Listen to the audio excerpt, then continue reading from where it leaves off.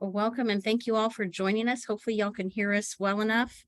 Bonjour, Chumanam, depending on where you're coming from. Yate. It's just, we have a good group joining us today for our session with Dr. Quezada. And we see that we have people from Alaska all the way to Florida and everywhere in between. And I want to say thank you to everybody who's decided to take a little bit of time out of their schedule to continue with us on the series.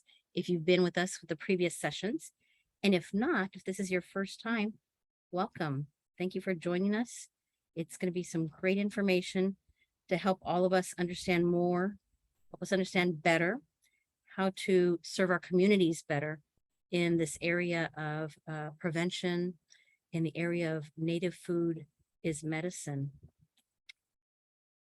As we have people joining us little by little for this afternoon's session, I'm going to go ahead and share some of the slides up here on the screen with you and just remind everybody to please mute their microphones. We'll have some different opportunities throughout our session today, I'm sure, for you to engage and share your thoughts.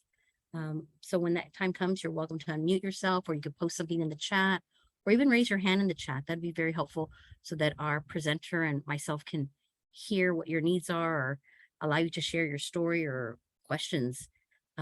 Again, today's session for this afternoon, beginning at 2 p.m. Central Time, Native Food is Medicine, providing emotional resilience support for our American Indian Alaska Native youth through the healing power of food.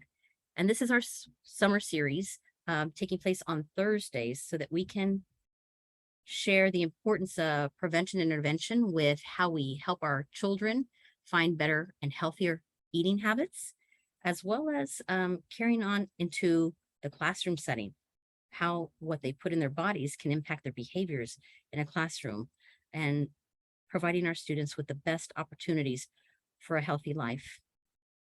It's a partnership between the Prevention Technology Transfer Center and the Mental Health Technology Transfer Center in the K-12 supplemental program. As you can see with this map here on the screen, there are many centers that serve different communities across the country, different regions, if you will. We are one of 2 national offices serving a very specific population. The American Indian and Alaska Native communities are important enough to our country, to our community, that we have one specific national office to serve their needs. And we happen to serve in that area. The National American Indian Alaska Native Mental Health Technology Transfer Center and the Prevention Technology Transfer Center is supported by a grant from SAMHSA.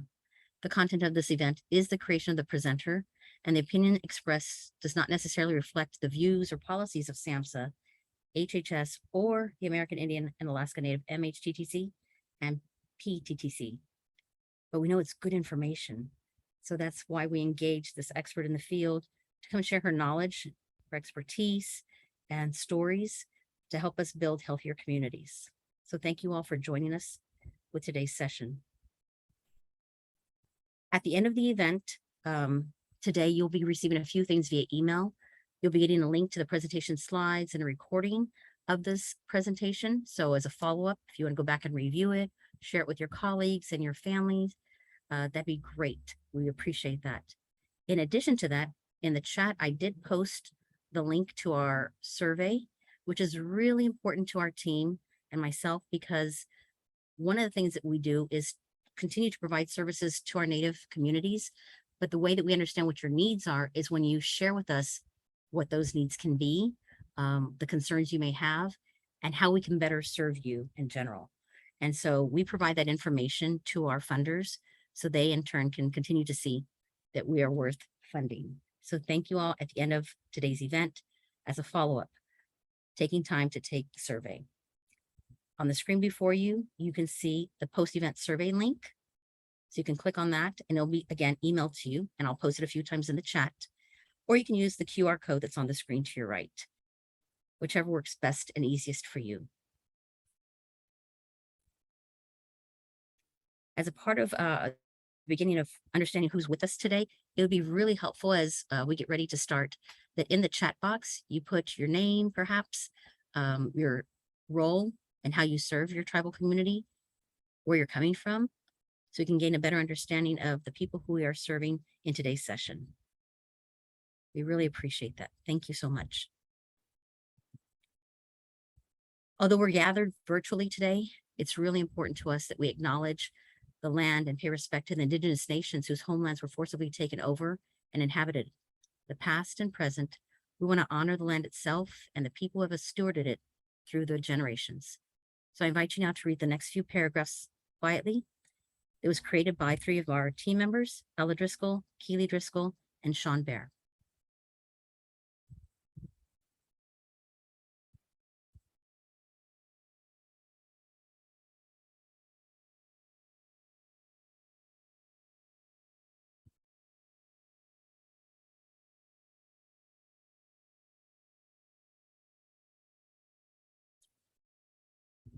As we gather today, we also want to give thanks through prayer, through song. So I'd like to invite anybody who would like to unmute themselves and offer a brief prayer or brief song or words of wisdom at this time.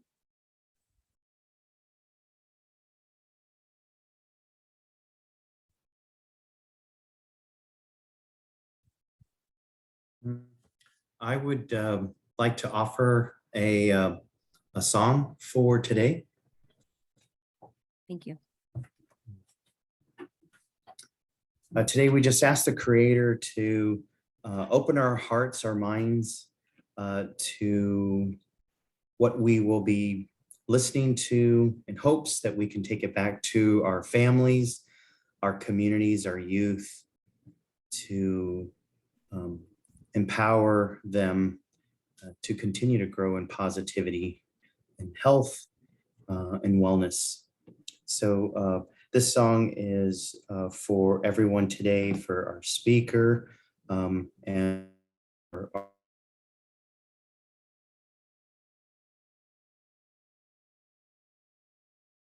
our communities across the Indian country.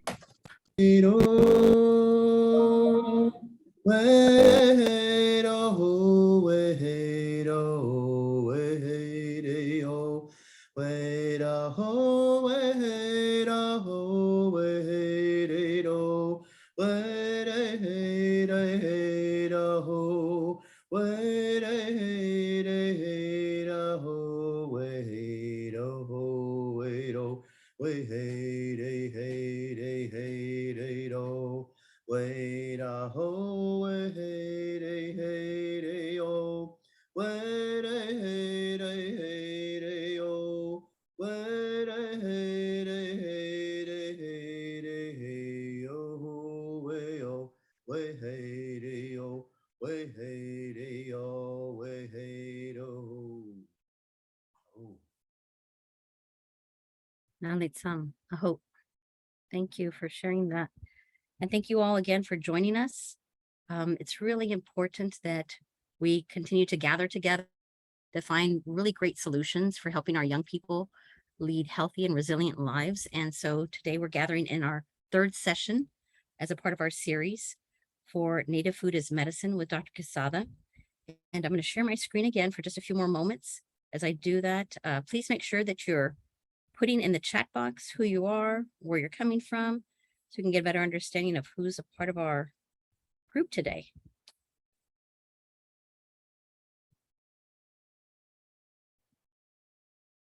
As I mentioned, we're in our 3rd session in the series, as we share our cultural connection to food and apply a balanced way of eating and incorporating Indigenous traditions into our lives through the healing power of food. Dr. Quezada will be sharing her thoughts and her expertise with us. And as participants, you'll become knowledgeable in providing emotional, resilient support for our young people in Native communities. We'll also develop healthier eating habits for them through successful outcomes in and out of the classroom. Moreover, we're going to address prevention strategies for healthier living. You're going to be asked to share some of your thoughts, some of your stories, and if you have questions, you're welcome to engage with us either through the chat box or by raising your hand. You'll have opportunities to do that with us. This is our presenter, Dr. Quezada, who's Kickapoo and Chichimeca. She was born and raised in Yanawana, which is also known as San Antonio, Texas. She's done a lot of great things in her life, and I'm going to have her share a little bit about herself also. But we know that it's important that a lot of her work is at the intersections of Native traditional healing, food sovereignty, and renewable energy that builds life-giving systems. So as a part of what we do, I want to engage her to share a little bit about herself, so that you can understand her background and what she brings to our team.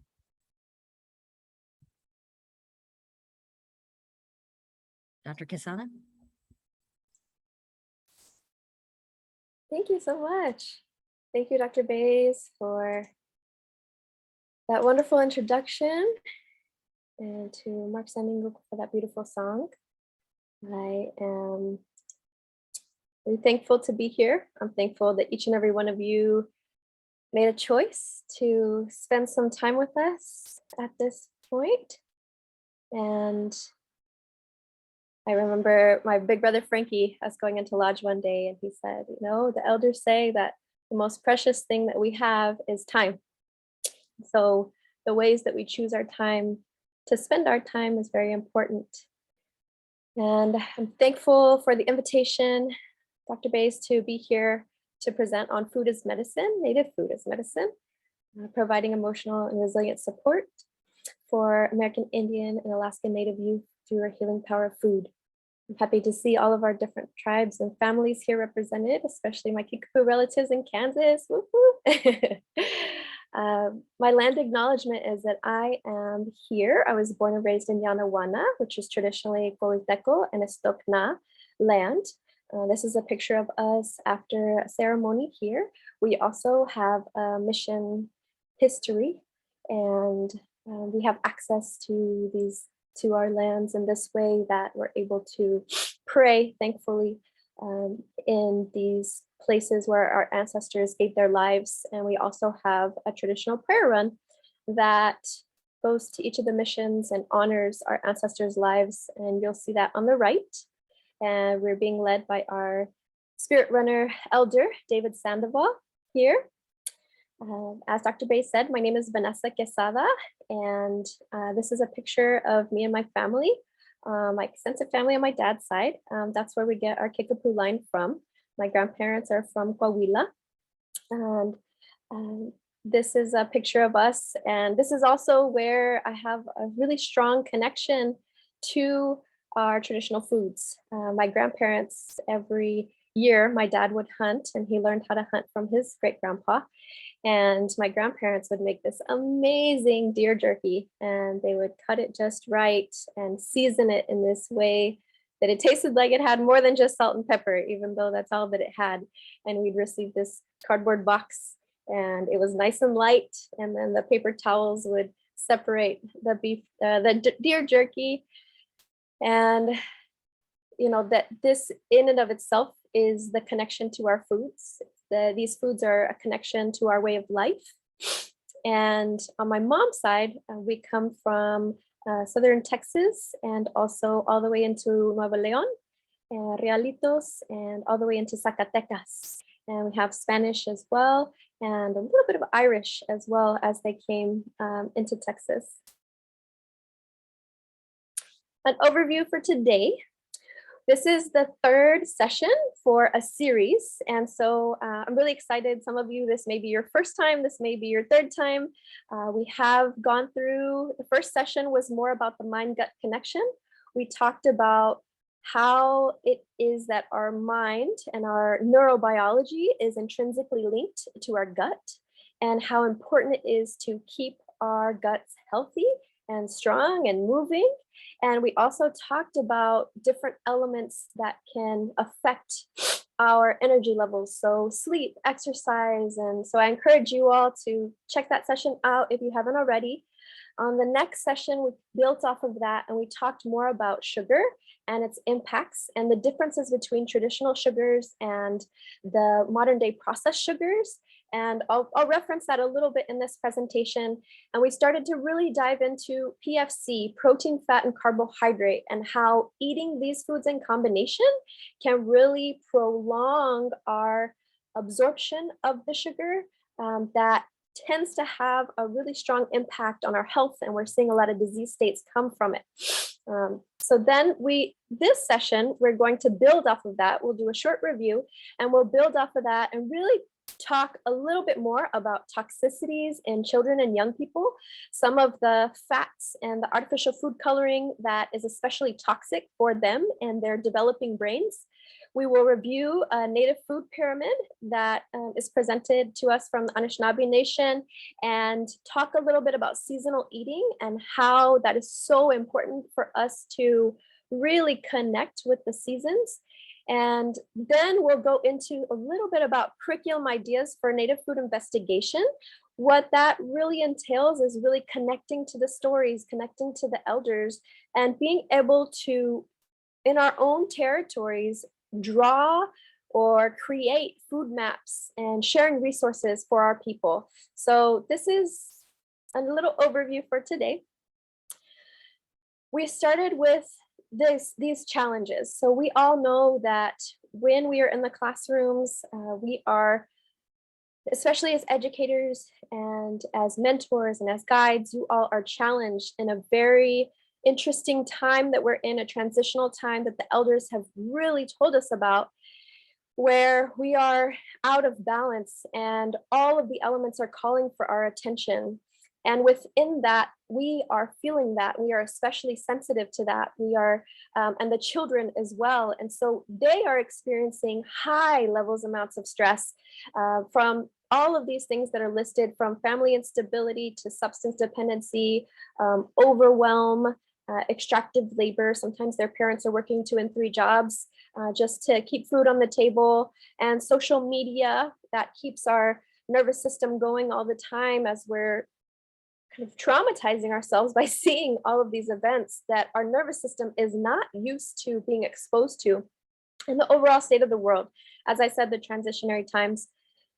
This can lead to, in the Western world or in the allopathic medicine world, mental illness diagnoses. And these are listed here for you. The most common that were listed for in the CDC for youth are anxiety, depression, oppositional defiant disorder, conduct disorder, ADHD, and PTSD, as well as substance abuse, which we know that a lot of these are contributing to suicidality. Unfortunately, in our Native communities, we are far and beyond just all of the other percentages of suicide in our communities. Every single Native community that we went to when we were running with the Peace and Dignity Journeys had a story or stories to tell about people that they had lost, especially young people. So it's incredibly important that we start to recognize, and we continue to recognize, that there are 2 types of stress, that they are externalizing this stress and they're internalizing this stress. Now, on Tuesdays, you are there. My husband and also co-founder of the SanArte Healing and Cultura clinic is also sharing ways that we can work to decrease the stress through movement, through breath work, through relaxation. And today I'll be talking more about the food aspects of how can we really look at what we're eating. And one of the things that we really emphasized on was the blood sugar roller coaster last time. So this is our ideal blood sugar, and it starts to crash. We get hungry. They say that when you wake up in the morning, if you're hungry within the first hour or 2 of waking up, that's a good sign of a strong digestion. And then we tend to go for the cereal or the carbs. In the last session, most of the folks were saying that they tend to reach for carbohydrates throughout the day, a lot of carbs, especially the cereals. It's an easy to eat and go kind of breakfast. And what happens then, our sugar levels spike up because they're laced with processed sugar, which has 99.5% sugar, whereas sugarcane and natural sugars like mesquite and maple syrup, the cane sugar has about 10% sugar and the rest of it's water. And the mesquite has about 36% sugar and the rest of it is protein and other minerals. And so when we look at our traditional sugars versus the processed sugars, there's an incredible difference that these processed sugars are 99.5% sugar, and they're not naturally what our body is used to digesting. And so our blood sugars shoot up, and then it starts to come back down. And then sometimes we're in this area and we're teaching, or we are on our phones, we're focused on something else and not necessarily checking in with our bodies. And so we dip so much that we start to crash, we start to get hangry, and then we go for that quick energy again, that carbohydrate. And so this is the roller coaster that we're on throughout our day. And, what can we really do about it? So the name of the game, and my mother-in-law, Alma Marin, she was a trainer, and she said, you know what, with protein, fat, and carbohydrate combination, PFC, she calls it for short, this eating just these things together, this combination at every meal helps folks just lose weight naturally. And because what's happening is when you eat these three together, you're feeling fuller for longer, so you don't feel like you have to run for as many snacks. And why is that? So the impact of the macronutrients on the blood glucose are shown here, and I really like this graph because the blood sugar response is on the left. So again, like we said, when you go for that carb, it spikes. That spikes your blood sugar, but it doesn't last very long, and then it crashes, right? And oftentimes, if it's processed, if it's in a package, it's empty calories, which means there's no nutrient content, there's no vitamins and minerals and things that are helping our body to sustain itself throughout the day.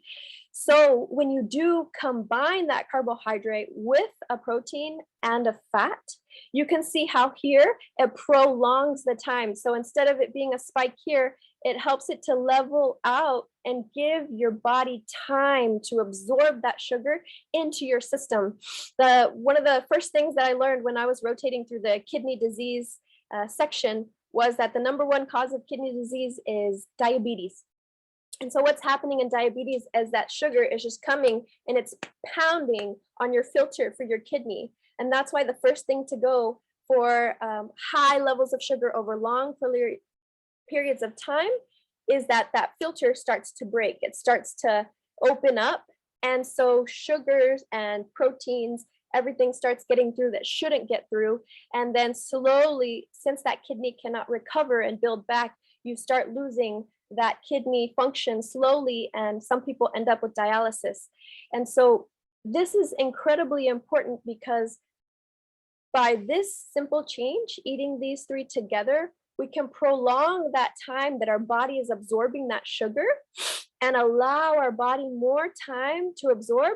But not only that, but we're protecting our kidneys. We're giving our kidneys a little bit of a break. So not so much sugar is coming like in a tidal wave, that it's coming little by little. And so this is incredibly helpful for all of us as young people, as elders, to preserve our kidney function.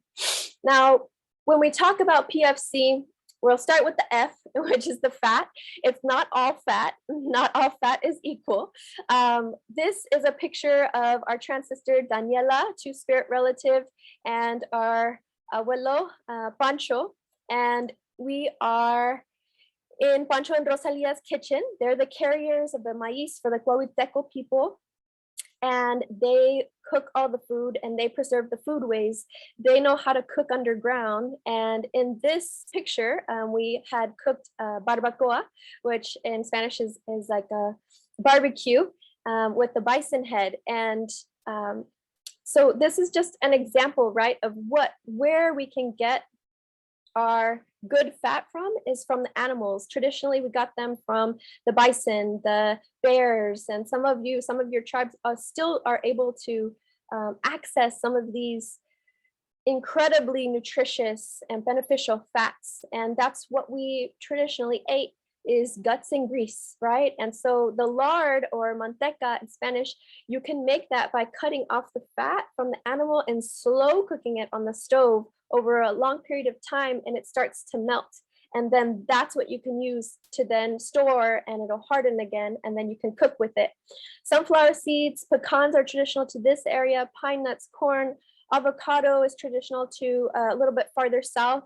So, thinking about what are some of the good fats that you can access in your community, and specifically highlighting that for youth, for their brains, for their brain function, the omega-3 fatty acids protect the brain from degeneration, from stress. And, so you can think back, okay, what are some of the ways that I can naturally get some of this omega-3 and share that with the youth, share that with with the young people whose brains are still developing. It's the salmon, the trout. Sardines are not necessarily traditional to this continent, but I did add them there because they're more accessible, they're more affordable, and I want to give people lots of opportunities, because I know that some of our tribal people live 40 and 50 miles away from a grocery store, and you may not have access to salmon or trout, like we do in the north and the northwest. But maybe we could do trades. Personally, and I put that in there, that's also called Verdolagas, which is a plant that is specifically high in omega-3 that we saute, and it grows from here all the way down. And I learned that it grows all the way up into the Dakotas as well. I have some in my garden, in my backyard. I was munching on some. You can eat it raw, or you can saute it. It's really delicious. And then chia seeds. So chia seeds have the omega-3 fatty acids as well as some protein, and provide a lot of nourishment through hydration. So you can add them to your drinks to give it a little bit of flavor. A lot of the youth are liking boba and things like that have a little bit of this texture to it, right? So this is a text heavy slide, and this I just cut and pasted some of the outcomes. But when we think about our quote unquote bad fats, the partially hydrogenated oils or the trans fats are listed here for you, because these are the ones that we want to avoid. So this is an unnatural process in which the industries add hydrogen to liquid unsaturated fat, and that's what makes it solid. Why do they do this? So they do this so that they can add it into our foods, like listed below: the margarine, the vegetable shortening, the fried foods, the packaged snacks. Especially, you got to watch out for the pizza and the microwave popcorn. We talked a little bit about the cereals and the grain products, and more highly, all of the things that we love to eat that are found in the bakery, right? And they add these to these foods, one, to preserve them so they'll last longer and they have a longer shelf life, also to add texture. And unfortunately, we can see from the World Health Organization that 540,000 deaths yearly can be attributed to the intake of trans fatty acids. Now, why? And so again, these are unnatural sources that are coming from industry because they're saving money, they're saving themselves money. And who gets to pay the price? We do. Everybody who eats those foods. Now, what does that cause in our body? It causes an increase in LDL, the low density lipoproteins, which are the bad cholesterol. You want that to be as low as possible, and they decrease the HDL. So we want our HDL to be high, which because it's our good cholesterol and it protects us from getting heart disease. But when it's low, that's not what we want. And so the trans fats counteract what we want to be doing in our body. And too many of them in our blood can cause atherosclerosis, so a plaque that develops in our blood vessels and it clots our vessels. It can also, the number one thing it causes is heart disease, and it can also cause inflammation and lead to obesity. There is a natural trans fat that does not have the same effects. It has very different effects. Actually, it's seen to protect against heart disease and inflammation. This can be found in cows, sheep, and goats. But again, you want these to come from a trusted source and not from a factory farm. The factory farm meats do have high levels of growth hormone. So we're seeing lots more autoimmune disease, the rheumatoid arthritis, and etc. And they also feed them antibiotics, and which is causing a lot more resistance in our communities. And so hopefully, if you are eating the sheep and goats, I know my grandpa used to keep goats, you're finding someone in your community, in your territory, that is not feeding them what they're feeding them in the industry.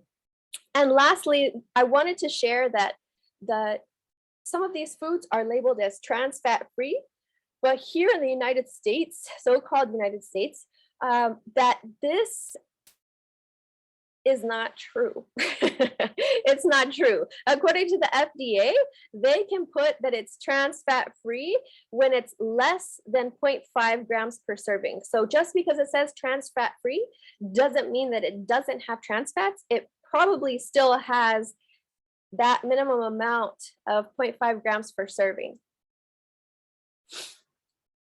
So now that we've gone through the fats, we can move through the carbohydrates.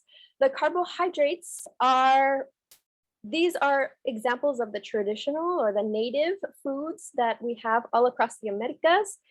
We have vegetables, fruits, and grains. You can see all of the different ones listed here.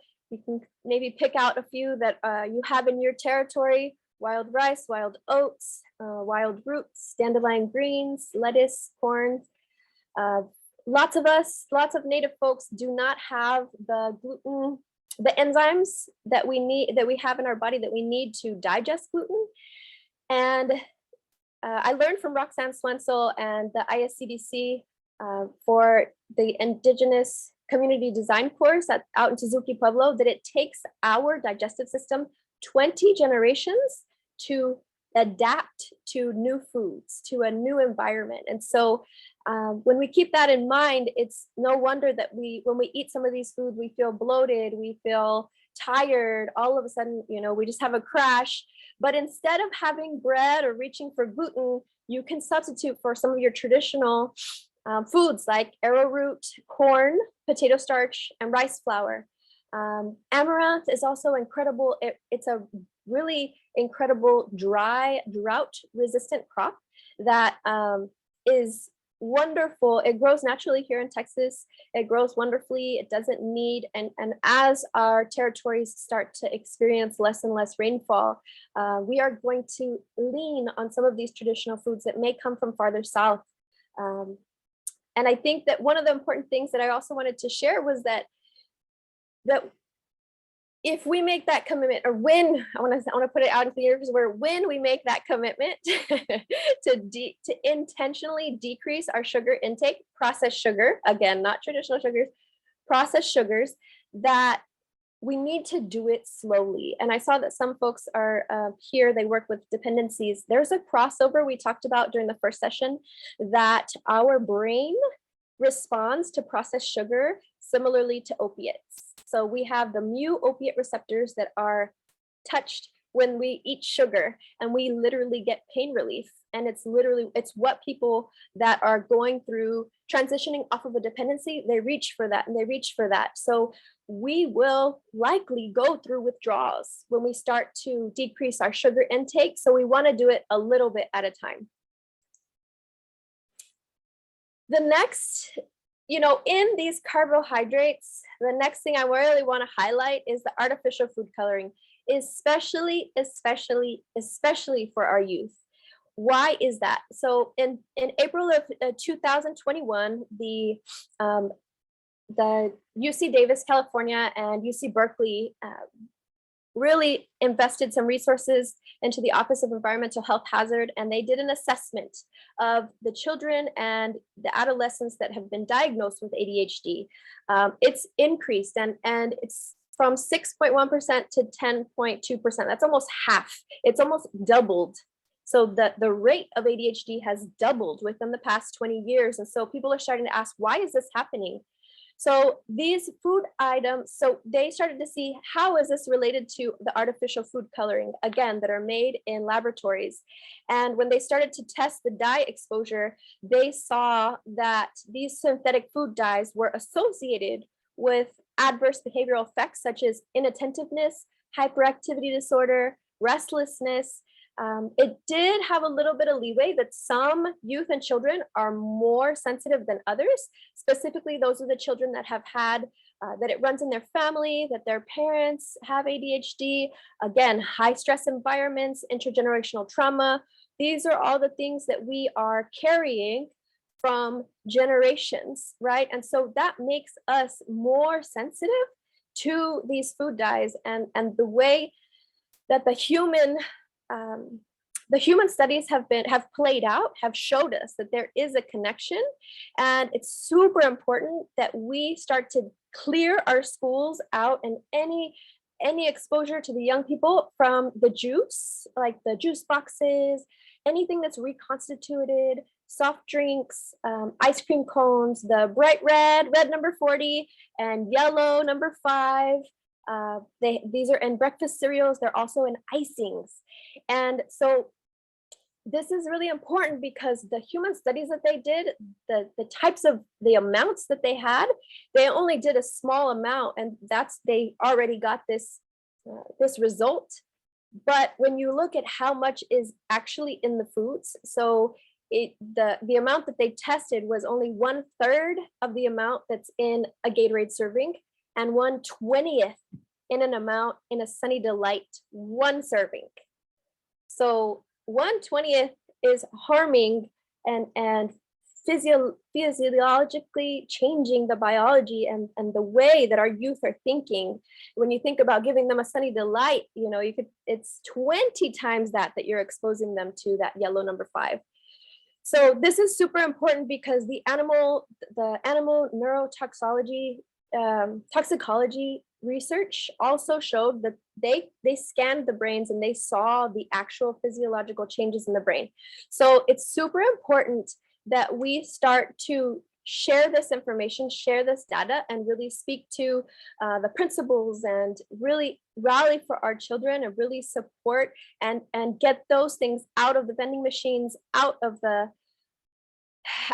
cafeterias, because it's making everything, it's more stressful, right? Because then they're externalizing that stress and they can't help it to a certain extent. Like that inattentiveness is coming from these foods. So lastly, we have protein. So we have the PF and the C. The protein here is an example of some traditional meat, fish, birds, insects, and eggs. Wild game is leaner than the ranched cattle that the Europeans brought over, right? Some of the traditional meats are listed there: caribou, moose, elk, bison, but there's also deer, there's beaver, there's rabbit, there's all lots of different wild game that our different territories have in our reservations and all over the Americas. Organ meats are what they recommend for, or what our ancestors have always eaten, specifically, for ceremonies and also for the elders and for postpartum people after giving birth. Some of the most nourishing, dense meals are from the organ meats and also from the bone broth or the bone soup. It's very high in calcium. Dairy is not traditional for our people. And so the calcium, they always say that, all the media is like, you need to drink milk and all of this dairy, consume dairy for the calcium. But in reality, we've always consumed calcium. Even if you can, up north, if you can, the salmon with the bones in, that's an incredible source of calcium. And if you don't quite have access to traditional foods in your territory yet, and you're going to the grocery store next time, think about these 3 things: white meat, low fat, low sodium. So those are the things that you want to really start to look for. And then lastly, the insects, the grasshoppers and the crickets, those are available. We had the opportunity to fry those and to eat those, and with a little bit of salt, they're delicious. I love them. Next, well, I just wanted to highlight quickly in this picture that this is a beautiful youth camp that we had at the Texas Buffalo Tribal Project, and it's here in Wilder, Texas. It's a buffalo sanctuary where Lucille Contreras, Apache woman, is bringing back that sacred relationship with the bison. And it's here in our territory, and it's open. It's a safe, beautiful place of unity for all of our tribes to come together and to share. And on this occasion, there was a youth camp. And so what you can see here is the youth. They are butchering the rabbits. And I wasn't sure. Some of them were a little squeamish. Some of them were like, most of the, we are an urban tribalized peoples, and a lot of us live here in the city of San Antonio. And so bringing that connection and connecting the students, the children, with the butchering. They had really sharp knives. We told them ahead of time that these were really sharp, and we guided them, but they did everything themselves, and they did it with love, and they really showed that respect and that reverence for that animal before doing it. As you can see, all the adults are looking the other way because they've got it under control. Nobody cut themselves, and nobody even really got that much blood on them. It was really beautiful to see them embody this practice, and it was something that really you could see them light up of having that confidence in themselves and in this skill. So where do we start? Where do we start? How do I start eating traditional foods again?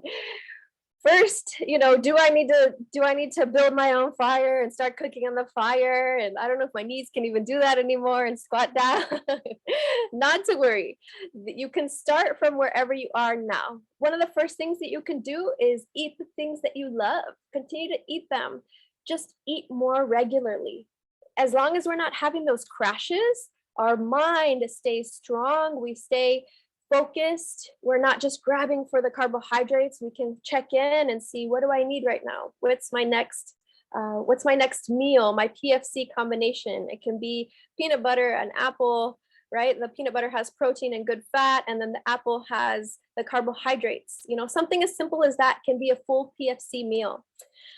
So eating that combination, focusing on eating that at every meal. Why? Because that's going to help you to stay full for longer, and it's going to help you to eat less, and it's going to give you the energy that you need and not have those crashes. I really appreciate the Dene Food Advocacy Alliance and the things that they share on their website. If any of you are Dene, and these are some of the challenges that they have, and the little celebrations that they do in their communities and with others. They invite folks to cut the crap, no carbonated, refined, artificial, or processed foods for 10 days. You can try that out and see, you start to notice, okay, where is it? Am I going for the baked goods? Am I going for the icing or the Gatorade? And then once you start to work with that, then you can step into let's eat indigenous, starting to incorporate one meal a week of indigenous foods, or eating all indigenous foods for 10 days. There's several tribes that have reinstated their traditional ways of eating, and that has eliminated their diabetes, their high blood pressure, their high cholesterol. It's incredible. It's not an easy thing to do. Some folks have definitely studied for a whole year to see, where are these foods, where can I access them, where can I wild harvest them, talking to the elders, So we're all works in progress, including myself. I love to really lean on others, on my chef family. So, first and foremost, I put here on the top left, ask your elders, ask the folks that carry the foods in your tribe, ask them what, your tribe's traditional recipes are. And if you want other ideas, then we have all these other books. So the Pueblo Food Experience, that's specifically for the Pueblos and Southwest. This Indian Nations is also Food of the Southwest. Sous Chef, Sean Sherman has been doing amazing work and sharing indigenous foods, and also really calling people's attention to our history of genocide, and really honoring, that this is an empowered choice that we're making to eat our traditional foods. And yes, there may be some things that we have to work out to access them. And as we take that step, as we make that journey to do that is healing, not only for ourselves and our families, but our communities and our traditional home place, our land, all of our relatives. And this Recovering Our Ancestors' Gardens has been an incredible book. It's specifically wonderful for educators because at the end there's a whole chapter on different curriculums and things that you can do with your students. It also emphasizes that it's wonderful to eat local and whenever you can, your traditional foods from your territory, but it's also great to access all traditional foods from the Americas. Traditionally, we had trade routes and we would trade foods. We traded seeds. Our seeds from the corn have come as far south as Oaxaca, and now they've helped to be a staple and a sacred food that has nourished so many different communities. So now we're going to go into a little bit of a deconstruction. The food pyramid is something that the government really pushed on folks, and especially educators, to teach right? And it was mass media everywhere. And so one of the things I wanted to share is this hunter-gatherer traditional food pyramid that I found on the Anishinaabe lands when we were running through. And I thought, wow, this is incredible. It really goes through the different traditional sweets and oils, fruits and berries, vegetables, grains, nuts and beans, meat, fish and birds and eggs. And these are all specific to that territory, the Great Lakes area, right? And they go up into Canada and they're mainly in that area. And so there's a reminder over here that we should eat local and organic whenever possible. And then these are some healthy alternatives. So these are not necessarily traditional to the territory, but we can access these as healthy alternatives as well. And down here, it talks about, avoiding the processed sugar, the artificial sweeteners, mainly because those have caused cancer. They have been linked to cause cancer. Soda pop, we talked about because of the processed sugars, but also because of the food coloring, the artificial dyes, and then the partially hydrogenated oil, which we also spoke about. So anything that's in a package, right? And then down here, we talk, they share about the calcium and mineral. And again, that the dairy is not traditional to Anishinaabe peoples, but these are some of the substitutes, including breast milk or chest milk. So now I just gave y'all a mouthful. Now is your time to connect with each other. I would love for you all to share in small groups. What stands out about the Anishinaabe traditional food pyramid? What does it show you? What does it remind you of? A lot of this path is remembering our connection to our foods. Are there any improvements to this pyramid that are needed? Or does it need to be a different shape? What ways and models of native eating do you follow in your community? So if Dr. Bays can help put us into those small groups. And I'm gonna take this time to catch up on the chat over here.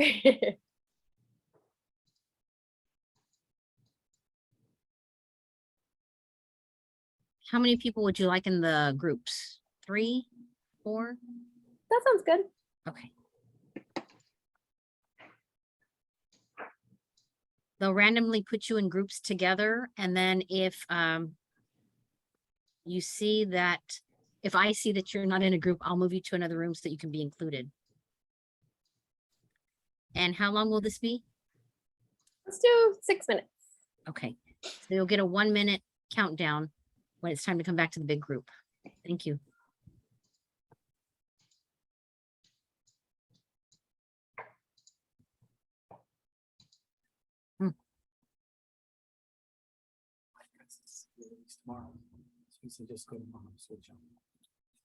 Okay, so all the rooms are open now. If you don't find that you're in a room, I will gladly replace you. But go ahead and join the room that you're assigned to.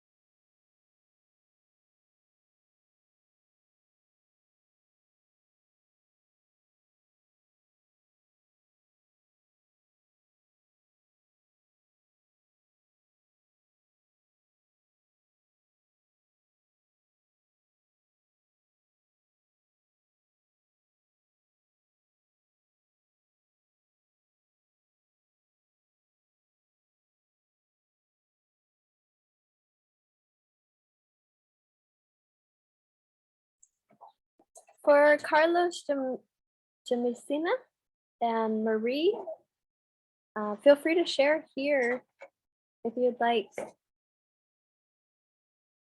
since your partners weren't in the room.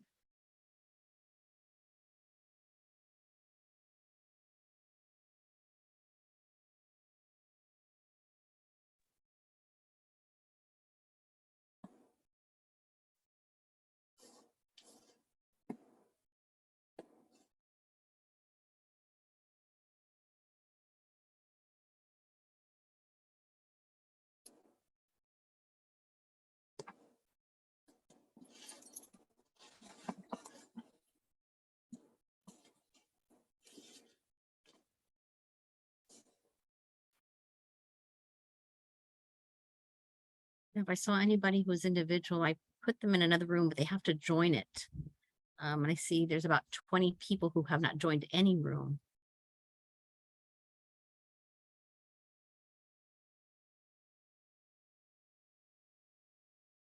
If you're here in the large group, you're welcome. Just go ahead and post your comments in the chat.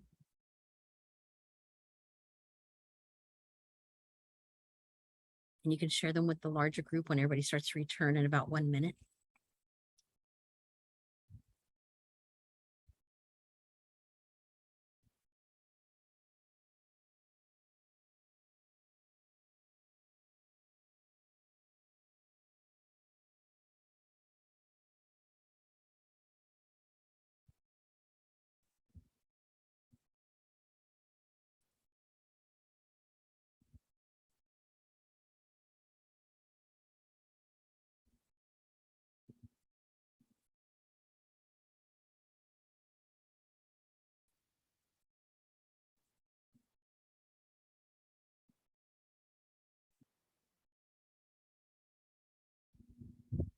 Okay, I gave them the 1 minute warning.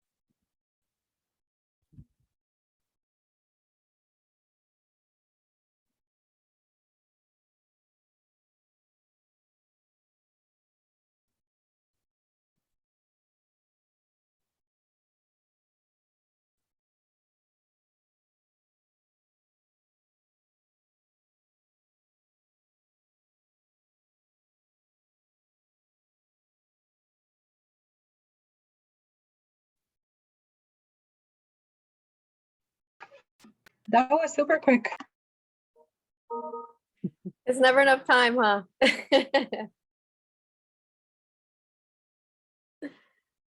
I hope folks got to share a little bit in your small groups. If you would like to connect with each other, please send each other your contact information to stay connected. A lot of this is really building our family and learning from each other. And we need each other, right? So I just want to open up the floor for a few shares. Feel free to share anything that stood out for you in the chat or unmute yourself, and we'll take about 4 shares.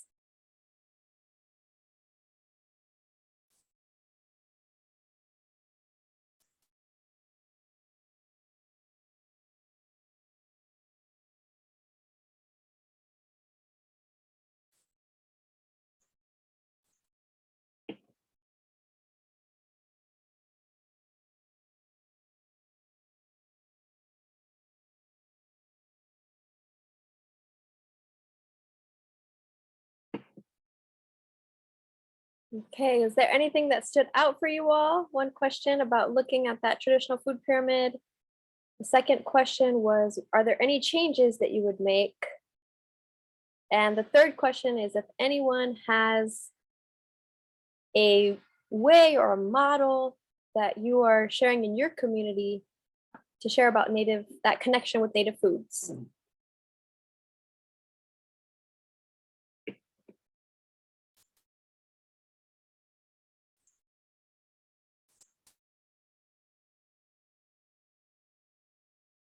Anyone like to share? I see that Marie Herb put something really interesting in the chat. Almost at the very end. Mhm. My family ate lots of local weeds, dandelion, lamb's quarters, etc. My grandfather said we should eat everything. So we shot except skunks, and we did. I don't trust factory farmed meat. Yes, Marie.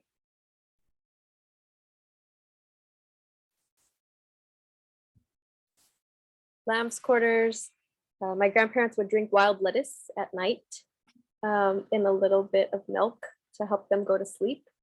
That was something that they did. Steve said he doesn't see Ben and Jerry's on the food pyramid. I'm very I'm very disappointed, but I understand why it's not there now. Yes. I think it's my part of my Northern European heritage. I think I have for some reason I have a real propensity for yogurt and dairy products. I don't know if it's my Neanderthal DNA or what it is, but I handle dairy very well as opposed to some other ethnic groups. Anyway, thank you for sharing. Some of our native medicine we put into popsicles. So for fevers and things like that, we crush some of the plants and mix it with ginger or something else so that you can have it as a popsicle. But that ice cream gives us so much, just like a big hug, right? An internal hug. So it's so hard to get away from the sugar. Kayla says, I appreciate the cultural awareness of the pyramid in this presentation for the work I do. Specifically, this impacts how I would construct emergency food boxes for families. Beautiful. Thank you for doing that work, Kayla. Vanessa, Yes. you hear me? Yeah, Stephen Perlich signed off, but one of the things I discussed with him is being a diabetic, long-term diabetic since 2004. And one of the things I shared with him is I do not use any type of artificial sweeteners. I do not drink any type of diet drinks. It's because what I found out is that the artificial sweeteners they put in those diet drinks causes my blood sugar to increase tremendously. And what I do is I research the ingredients, especially if I see something like it says sucrose or saccharin, and then I don't use any Splenda, I don't use any saccharin, anything, because I found that anytime, of course, that was recommended by doctors and all that. And next, I take that, put it in my coffee or tea, and the next thing you know, my sugar goes up. And then the other thing that we ran out of time, I was going to mention to him, my wife, her diet is unbelievable. And it's probably been about 30 years ago, she still had a lot of problems with migraine headaches. Me eating things like that, and then 2 hours later have an excruciating headache, and then also had a lot of problems with the feminine part of her body. And so she finally went to see an OB/GYN specialist who was unbelievable. And what he told her was, he says, I suggest that you become a what would be called a vegan today, a total vegetarian, to stop eating all of those meats that are, he said, because the chemicals, natural chemicals in their meats can be affecting what's going on with your body physiologically. And she did that, and her headaches disappeared 99% of the time. And then she is, it's unbelievable watching her diet, because a lot of the stuff that you shared is how she consumes her food. and it's unbelievable. And she happens to be working in Cleveland, Ohio this week, and all she eats up there is vegetarian stuff. You know, if she goes to a restaurant, it's 100% vegetarian, and it's amazing. But and then going on with what you're working with our Native Americans on reserves and all that, there's a lot of issues going on with that up there too. A lot of problems with diabetes, things like that. And it's unbelievable. Yes, thank you. Thank you for those shares. And Thank you. it's important to see that the pyramid here is switched, right? It doesn't have all the grains at the bottom, it has protein. And that's intentional. The protein helps us, especially the youth, to rebuild their cells and to create their neurons. It literally rebuilds their brain and gives them that ability to focus and Yeah. pay attention. The other thing, So I wanted other to thing- pass it over to Tanya because she had her hand up. Hi, thanks. I just wanted to share a little bit. I really enjoyed seeing that the pyramid. It really reminded me of the diet that my grandfather, his name was Clifford Northrup. I reside on the Oregon-Nevada border on the Fort McDermott Paiute Shoshone tribe is where I reside. And my grandfather was born and raised here, and he passed it at the age of 94 last year due to old age. But his diet, though, was very similar to that pyramid, but for our Paiute people here. A lot of our meat was deer meat and groundhog. And then as for a sweet treat, he wasn't really into, as much as he liked ice cream and soft candy and stuff, his favorite sweet treats were like buckberry pudding and like choke cherry pudding and things like that. And he lived a very long, healthy life. Having a diet like that most of his life, he didn't have diabetes, he didn't have high blood pressure, he was fine. He just grew old and passed. But looking at the pyramid, and then looking at my grandpa's life, he took care of himself, drank plenty of water, and tried to stick to as much herbs as he can. And he was happy and healthy and fine, and until age came. But I thought I'd share that. If I think it's important if we talk about it, like this Zoom meeting example, talking about it and then sharing stories like I see for myself with how healthy like my grandpa is, because you hear everyone having high blood pressure and diabetes and being obese and stuff, but his diet consisted of natural things.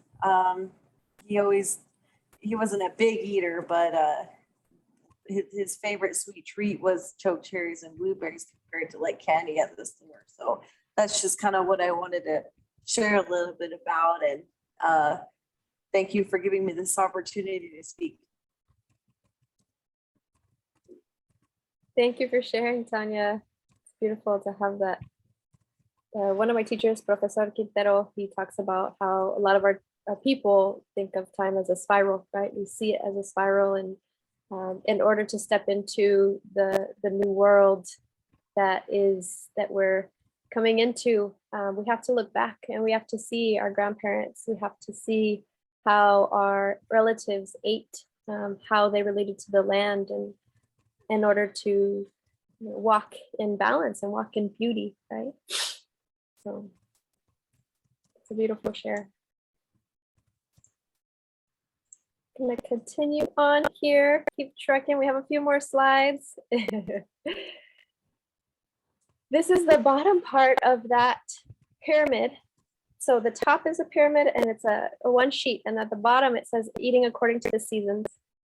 So it starts with winter. On the left, it's the colder weather. So this is oftentimes when the deer and the animals are coming out, right? They're coming out, they're looking for food. This is hunting season. We need heavier foods. So this is when we should be eating more of the meats and the fats and the roots. The potatoes, they provide warmth for us internally. We might have made some, dry jerky, a pemmican, and in the springtime is the time of renewal where we can start to lighten up. We're starting to see the fish come back, the eggs, the shoots, the greens.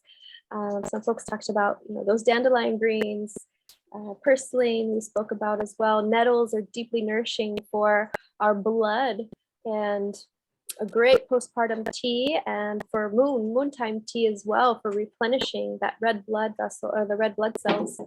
And then that transitions into summertime, which we're in now, that high time, where we are outside, we're more active, the heat, our body is going, our digestive is strong because we have that internal heat.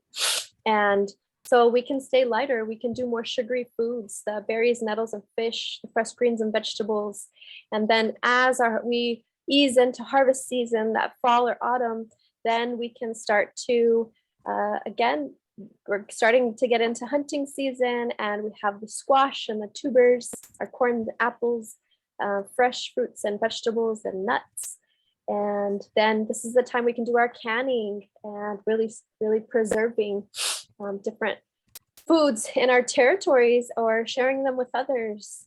And so on the right-hand side, it talks about focusing local. And again, whenever we can, eating what's grown within 20-30 mile radius of you is ideal, because we are really wanting to maximize our nutrients, and a lot of those nutrients are in the soil. And so if you're having allergies, if you're having inflammation, and you're eating things from your territory, it helps. So like honey, you eat honey from your territory, that helps with your allergies. It helps with to get the nutrients that you need to make your body stronger and strengthen your immune system. And then at the bottom, specifically for Anishinaabe, the citrus and other tropical fruits are not necessarily healthy. And if you think about it, they're growing in a hot environment. So they do grow naturally in Florida, right? For example, in Florida, this is something that it goes with your environment. And so it would be a little bit more natural for you to eat, but not necessarily for our relatives in the Midwest. I really love this. I took a picture of this at Burwash Landing. This is the Southern Shoshone people up north, up there close to Alaska, as you leave Alaska. And it's in their language. And it talks about winter and spring in a different way, right? And it talks about that the key to life on the land is being prepared, paying attention, and being aware of the weather. But then the stars, the animals, the plants, you have to know where to find the food and where you can get it. So this is particularly important, for the winter and the spring seasons, that you must know where the snow is, because you don't want to fall in, right? Where is it too deep? You have to know the land. And so this starts to get into why it's important for us to connect with our native foods, because this connection, this medicine is our greatest medicine. This food is medicine. And it allows us to start to piece back together and despertar, awaken our genetic memory of how to heal ourselves. And this is really beautiful, because this is building off of what Charles said, right? When we start to take out the things that are hurting us, and we start to eat the things that are in our territory, that our ancestors, ate, it not only brings us that connection, like Tanya said, to our grandparents, it also brings us that connection to our land and to getting to know the land and rekindle that relationship as well. Knowing where the water is important, right? Knowing how the water runs is important. If you're wanting to start a garden in your backyard or on territory somewhere, or start a renegade garden at the park and put some seeds down, you want to know where the sun is. You want to know where the water is. And this is part of our sensitizing ourselves to really being with the land as we have always done. There's a beautiful book called As We Have Always Done. And I highly, highly recommend it. And it talks about this whole process that sometimes we just say we're decolonizing, but that doesn't really encompass like all the things that it takes for us to have these foods again is to nourish these relationships with the land, to nourish these relationships with the animals. You know, having a garden in our backyard has brought us so many different species of birds and frogs and butterflies and pollinators. It's just been really incredible to see how in one tiny area you can completely change the ecosystem, right? Even if it's in your backyard. And all of this really speaks to, you know, grounding in our sacredness. And part of the work that we're doing is connecting to the foods through storytelling as well. And so that happens through time and through space. And it's really, I've talked to some of my teachers, my friends that are teachers and working with youth and children, and they're like, you know, they would never eat vegetables, or they wouldn't eat this. And a lot of parents have that same, you know, queja, that complaint of, oh, there's only certain things that they eat. And it's true, it's documented that about 30% of what our youth and our children are eating is snacks. They can be picky eaters, right? And so this is on a spectrum of how do we have them connect with these foods in a way that they understand the sacredness of this medicine. And when they are exposed, when they have gardens at their schools, when they're able to see and nourish this seed and understand that it's life and see it grow and then harvest it, you know, by saying those prayers, by saying thank you, then they bring it back into the classroom and they start eating it. And then their parents are surprised that, like, oh, they didn't eat that, but all of a sudden now they're eating they're eating spinach, or they're eating purslane, you know, but they don't eat anything else that's green. And it's because there's been this relationship that's been created, right? And the youth really need three things. The children need three main things for positive outcomes. The first one is the decrease in toxic stress. So that's something that we can do in our classrooms, and really we need support systemically to be able to do, and, you know, create more space for them to play, to relax, to breathe, to share what's really in their hearts and minds, to connect with their heart, you know. And then the second is having secure connections. So having those secure connections can be not just all dependent on you as the educator, but also we can lean, you know, we can go outside and have folks lay on the ground, and that the science now is showing how important that is to equilibrate our nervous system. But traditionally in our teachings, we know that Mother Earth helps to cleanse us as well, to take things from us, and that she's alive, that she's always helping us to cleanse and release, right? But also she helps us to come down from being on these gadgets, from having this nervous system that is vibrating and at a high level, right? And then the third is the foods. The youth really depend on the foods. So these three things are what youth need to have a developed, and giving them the best opportunity at developing a healthy brain, body, mind, spirit, you know. And you all have this beautiful opportunity to connect them and build these relationships with all of our relations, not just human relations. And so, you know, when we give them these experiences of having this garden or having a cooking demo, you know, where they get to cook or prepare their own salad.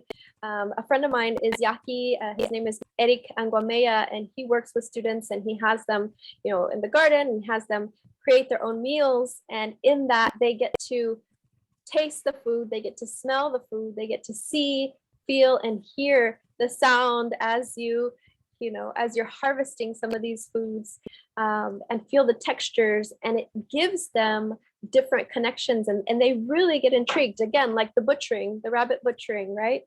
They get intrigued and they can focus in, and it's meaningful for them. And here I just wanted to highlight our elder, Sarah James, down here. She's been a tremendous protector of the caribou, and so she's running for her people and prayers to protect the caribou, which is a staple up for the Arctic Circle.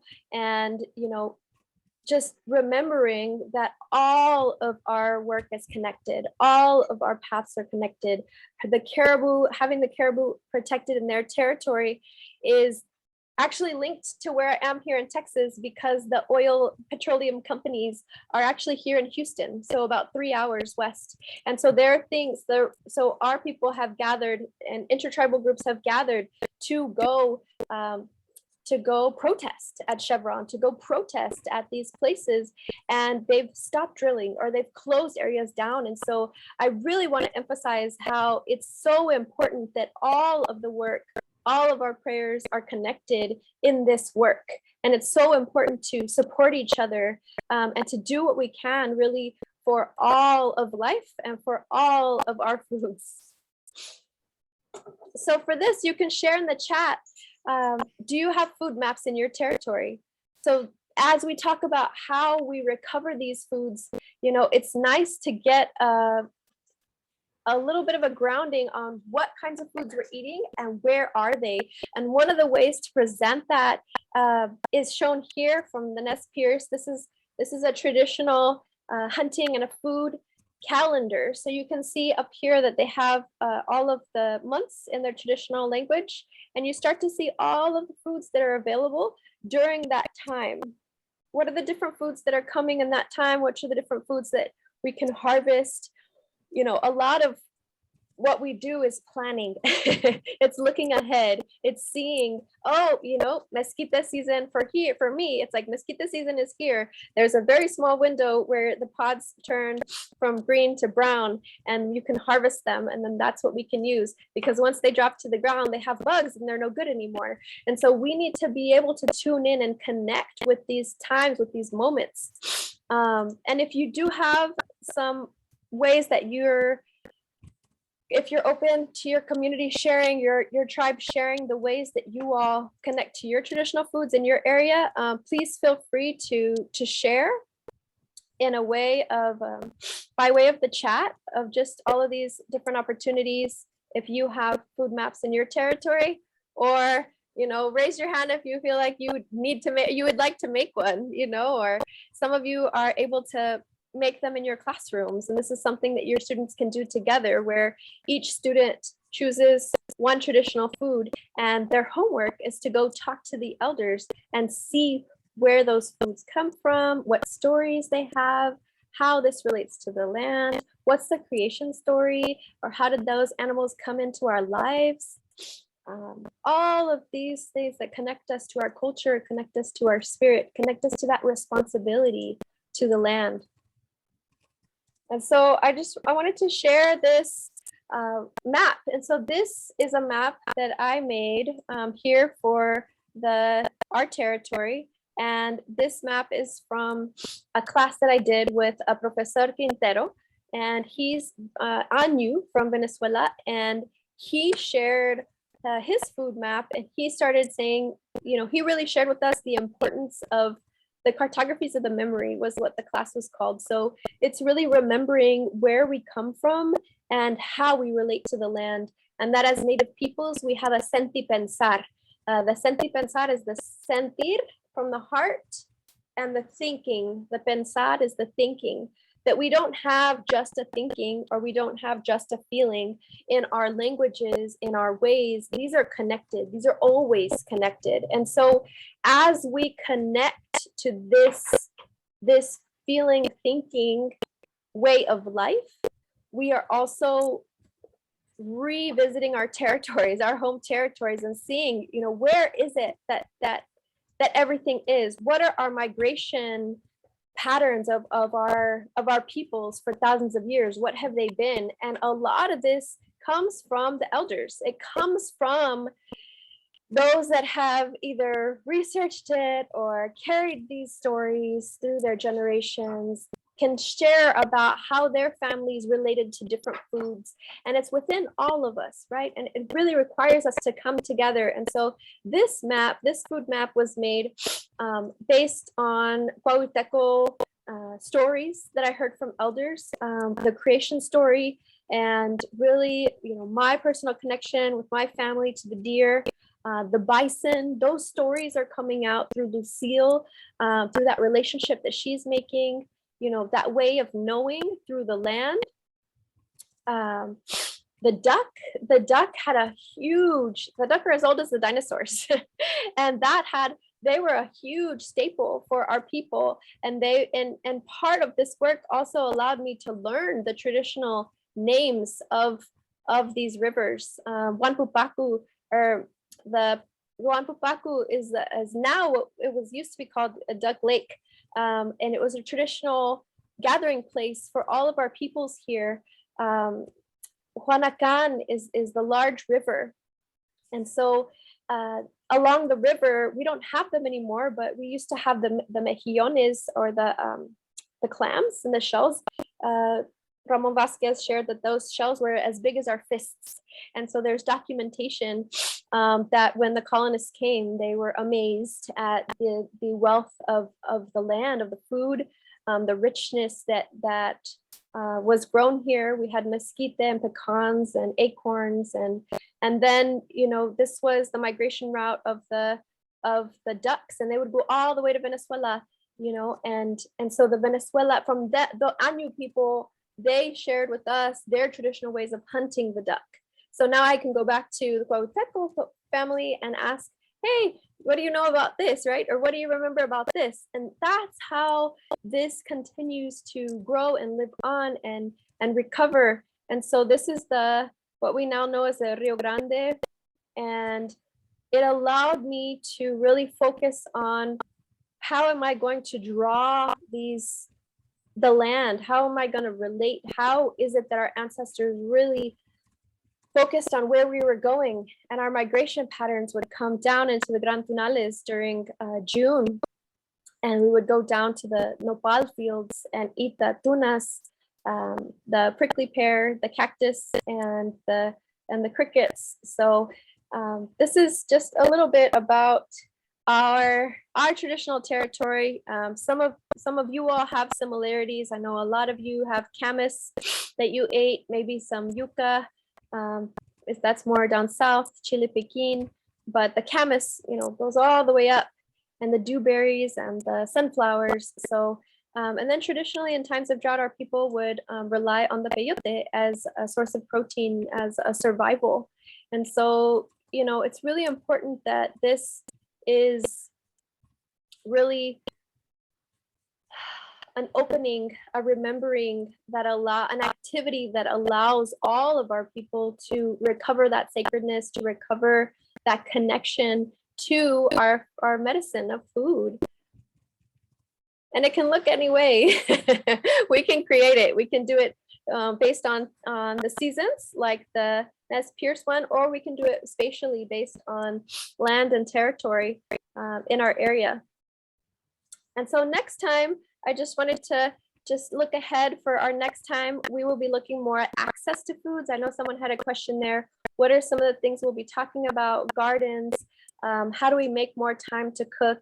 And then in closing, we must take responsibility for our health and for the well-being of our children. In doing so, we pass on a legacy of self-respect and tribal strength for future generations. And this comes from that book, Recovering Our Ancestors' Gardens, from Devin Masua, who has done incredible food work, and I highly respect.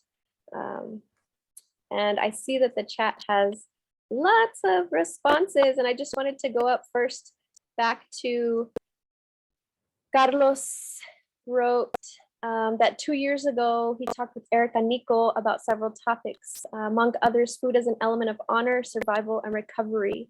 For possible cases of substance users belonging to various ethnic groups and tribes, we remember a very old program called 8 Weeks to Sobriety. Do you know anything about that program? It is based on grains, vegetables, and very little red meat and teas and other natural compounds. Thank you so much for sharing, Carlos. I do not know about that program, but I want to look into it now. And if you have any leads or anything else that you want to share about that, I really appreciate that, because dependency is so rampant in our communities.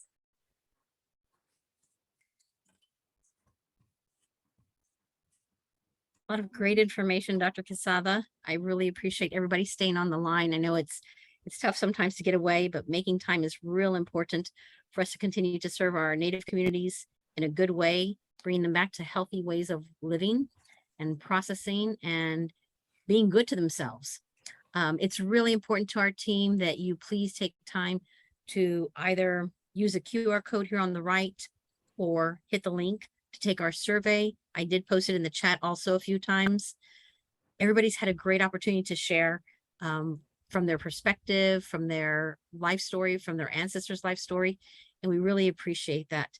It's really important to know that this doesn't happen overnight when we're able to get experts like Dr. Quezada in the field to come share her knowledge.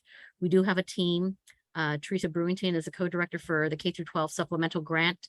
We have Bethany Walczak serving as her GRA, and then Dara Jefferson serves in the role of GRA for our prevention office.